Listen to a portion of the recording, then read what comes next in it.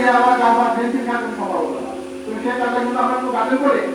কে মনে করেন না, সেটা আপনাদের এই ক্লাসে ছেলেমেলে পড়ে, তারা সন্ধ্যা করে আসছে কিনা, এটা কোনটা গার্জেন করে আপনি কি করেন, সন্ধ্যা করে সন্ধ্যা করে আপনি আপনার ছেলে সন্ধ্যা করে গার্জেন কি করে, কি বলে সন্ধ্যার বাড়ি আসা নিশ্চিত করেন, তাকে 500 যে মৃত্যু এই ওই পর্যন্ত তাদের চান, তারা দেখেন তো আপনার ছেলে মৃত্যু হয় কিনা, কিন্তু এই কাজে আমরা সবাই করি, একটা পরিবার বলতে পারেন তো আমরা কাজে করি, কে যে কাজে করেন না, একা প্রশাসনের পক্ষে এলাকা সম্ভব,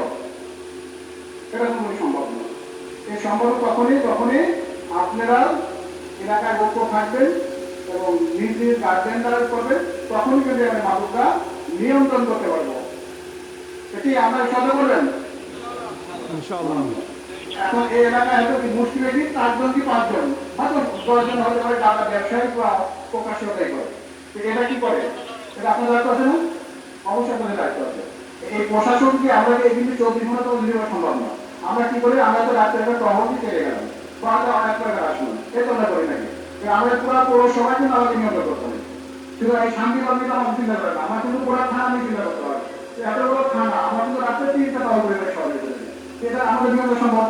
এইটা করতে কি করতে হবে, আপনাদের উদ্যোগ নিতে হবে। এই সমাবেশ হচ্ছে না, এই সমাবেশ থেকে আমরা কি করবো, আমরা প্রতিজ্ঞ করবো যে এলাকার হয় মাদক ছাড়ো নাকি শান্তি কাজ ছাড়ো, এই স্লোগানটা এখন কি করতে হবে, প্রচার দিতে হবে, কারণ মাদক আছে হয় মাদক ছাড়বে নয় শান্তি কাজ ছাড়বে, এটা সবাই সহায়তা করেন, ইনশাল্লাহ এই এলাকার মাদক